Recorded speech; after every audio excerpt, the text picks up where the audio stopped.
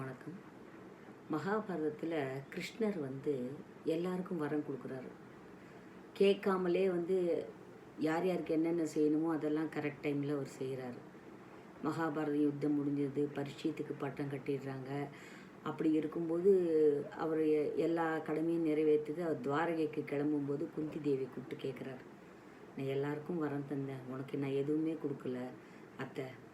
அவர் அத்தை முறை வேணும், அதனால் நான் உனக்கு எதுவுமே கொடுக்கலையே, ஏதாவது கேளேன் அப்படின்னு அவர் கேட்ட உடனே குந்தி தேவி சொல்கிறா, எனக்கு என்னப்பா வேணும், நீ பக்கத்தில் இருக்கும்போது நீ எனக்கு கொடுக்குறதா இருந்தால் ஒன்றே ஒன்று கொடு அப்படின்னு. என்னன்னு கேட்குறாரு அவர். என்னன்னு கேட்டவுடனே, எனக்கு வாழ்க்கை முழுதும் இனிமேல் இருக்கிற மிச்ச சொச்ச நாளும் எனக்கு கஷ்டமே வரணும் அப்படின்னு கேட்பேன். இந்த மாதிரி யாராவது வரம் கேட்பாங்களா அப்படின்னு அவர் கேட்குறாரு.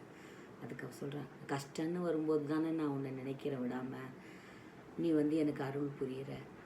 கஷ்டம்னு இருந்தால் தான் எனக்கு உன் நினப்பு வரும் கிருஷ்ணா, அதனால் எனக்கு எப்போவுமே எனக்கு கஷ்டத்தையே கொடு. தினம் ஒரு கஷ்டம் எனக்கு வேணும். அப்போ தினம் ஒரு கஷ்டம் வரும்போது நான் உன்னை நினப்பேன், அதுலேருந்து நான் மீள்றதுக்கு எனக்கு உன்னோட உதவி வேணும் அப்படின்னு கேட்ட உடனே அவர் கிருஷ்ணர் ஆச்சரியப்படுறார்.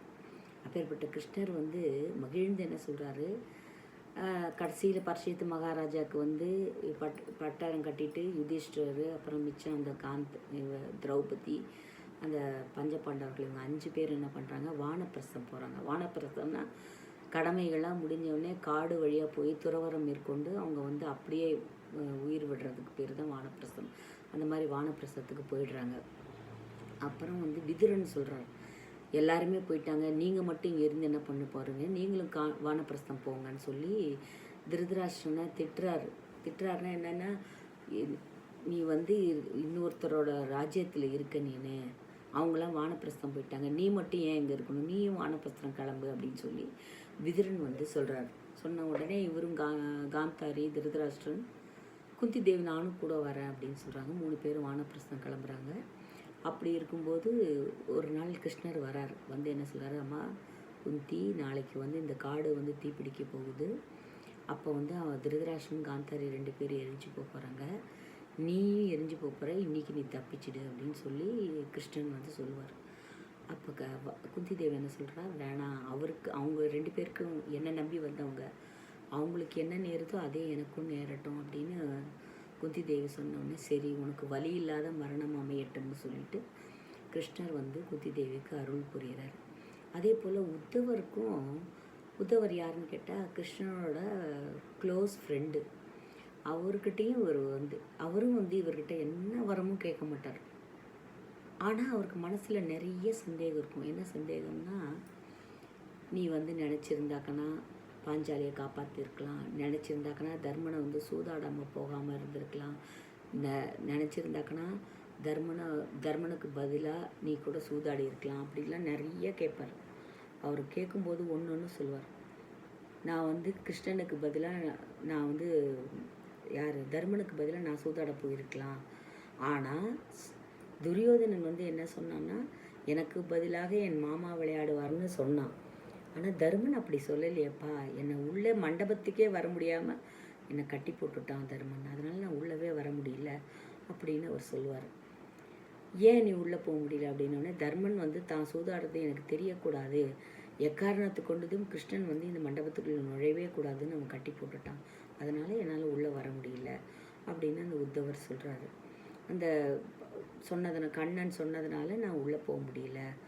திரௌபதியும் கடைசி வரைக்கும் அவளை ஒரு துகில் உரியாமல் அவளுக்கு மானத்தை காப்பாற்றிருக்கலாமே நீன்னு அப்படின்னு இவர் கேட்கும்போது, அவளும் என்ன பண்ணா, கடைசியில் உள்ளே போயிட்டு தன்னோட வாய் வலிமையால் வென்றிடலாம்னு சொல்லிட்டு எண்ணெய் வைத்து தன்னை சூதாடினாள், இல்லை தன்னை வைத்த பிறகு எண்ணெய் சூதாடினாரான்னு அவள் வாயிலே ஜெயிக்க முடியும்னு நினச்சி அவள் அவ்வளோ கேள்வி கேட்டா. சபையில் உள்ளவர்கள் யாருமே எதுவும் வாய் திறக்கல. கடைசி நிமிஷத்தில் தான் கிருஷ்ணா என்னை காப்பாற்றுன்னு அவள் வேண்டினா. அப்போ தான் நான் உள்ளே நுழைஞ்சேன். அப்போ கூட என்னால் உள்ளே நுழைய முடியல.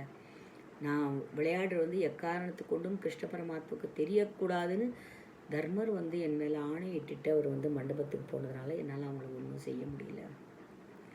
ஆனால் யார் ஒருவர் என்ன சாட்சியாக வச்சுன்னு செய்கிறாங்களோ அப்போ தர்மம் தவறவே தவறாது, என்னை அவங்க சாட்சியாக கொள்ளலை, அதனால தான் அவங்க இவ்வளோ கஷ்டப்பட்டாங்க அப்படின்னு உத்தவர் சொல்கிறார்.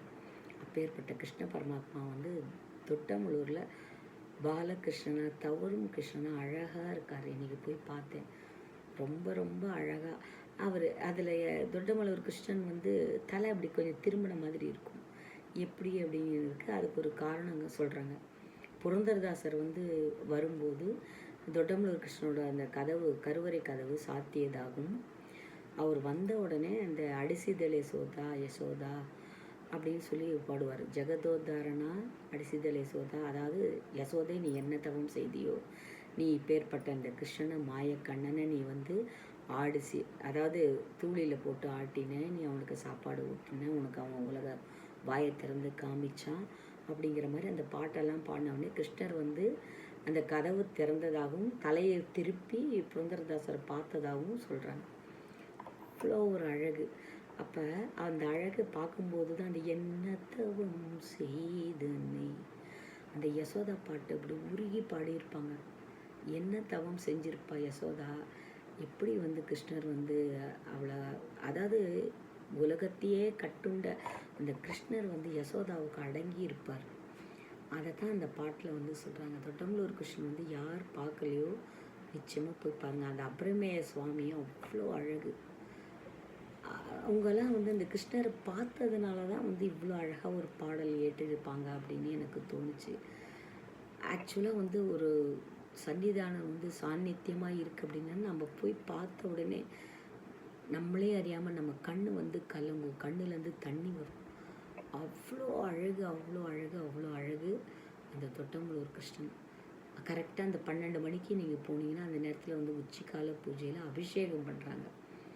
அபிஷேகம் பண்ணிவிட்டு அந்த கிருஷ்ணரை வந்து அந்த மயில் இறக வெள்ளியில் வச்சுருந்தாங்க பாருங்கள்.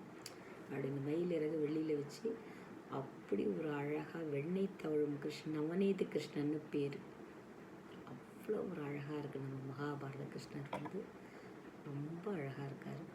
நீங்கள் போய் பாருங்கள். அதே போல் மகாபாரதம் வந்து இந்த உத்தவருக்கு சொன்னது தான் உத்தவ கீதைன்னு நம்ம படிக்கிறோம்.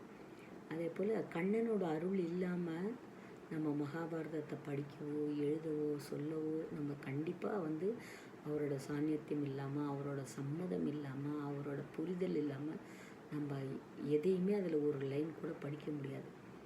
வியாசர் வந்து இவ்வளோ மகாபாரத அவர் வேதத்தை தொகுக்கும் போது அவர் நினைக்கிறார், மகாபாரதத்தை படிக்கும்போது சில பேருக்கு ரொம்ப சோம்பேறித்தனம் இருக்கும். ஏன்னா அது வந்து ஜெயமோகன் வந்து 26 புக்கு எழுதியிருக்காரு. அருள் செல்வ பேரரசு ஒரு பருவத்துக்கு 18 பருவம் இருக்குது, 18 புக்கு எழுதியிருக்காரு. அதை வந்து படிக்கிறதுக்கு நிச்சயமாக ரொம்ப லேட் ஆகும். ஃபஸ்ட்டு 2-3 பருவம் வந்து இருக்கிற கேரக்டர்ஸ் புரிஞ்சுக்கிறது நிச்சயமாகவே அவ்வளோ கஷ்டம்.